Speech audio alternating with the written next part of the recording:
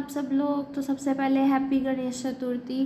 तो थंबनेल देख के तो आपको समझ आ ही गया होगा कि किनके आने की तैयारियां हो रही हैं। तो हाँ जी, बप्पा के आने की तैयारियां हो रही हैं और तैयारियां सारी हो चुकी थी, लेकिन हमारे यहाँ पे बारिश हो रही थी, उस वजह से पूजा थोड़ी लेट हो गई थी।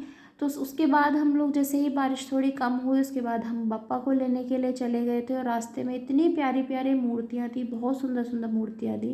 उसके बाद हमने लिए अपने बप्पा को और लेके उनको घर आ गए थे। और घर आने के बाद पहले उनका स्वागत किया गया गेट पे। तो सब लोग हम लोग गेट पे आ गए थे, उनके स्वागत के लिए आरती की गई और उसके बाद उनको अंदर लाया गया।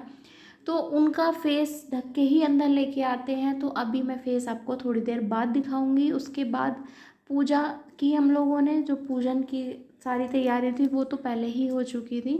तो उसके बाद हमने पूजन किया और पूजन के बाद फिर उनको लेके आए और उनको चौकी पे बिठाया और उसके बाद फिर आरती की। तो अब मैं दिखाती हूँ उनका फेस आपको। और मेरे गणपति बापा बहुत ही प्यारे हैं, बहुत ही सुंदर से हैं। तो ये है मेरे गणपति बापा। तो एक बार जोर से बोलिए, गणपति बापा मोरया, मंगल मूर्ति मोरया। उसके बाद हमने उनको फूल माला पहनाई और फिर आरती की। तो ये 11 दिन कब में निकल जाते हैं पता ही नहीं चलता। ऐसे दिन होते हैं, ऐसा लगता है कि अभी तो शुरू हुआ था और अभी एकदम से चले गए। तो उसके बाद हमने आरती की और आरती के बाद अब मैं आपको पास से दिखाती हूँ। तो ये है मेरे गणपति बापा और ये हैं उनकी सारी तैयारियाँ जो हमने की थी उनके स्वागत के लिए। उसके बाद हम लोगों ने फ़ोटोज़ वगैरह लिए और फिर कर दी हमने भोग की तैयारियाँ।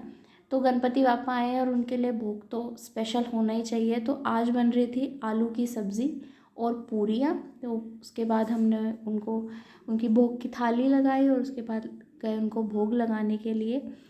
तो मम्मी आके भी भोग लगाएंगी, मैंने उनका भोग जो था वो यहीं पे रख दिया। तो ये थे मेरे गणेश चतुर्थी की सारी तैयारियाँ। कैसी लगी हैं कमेंट करके बताइएगा। Bye bye.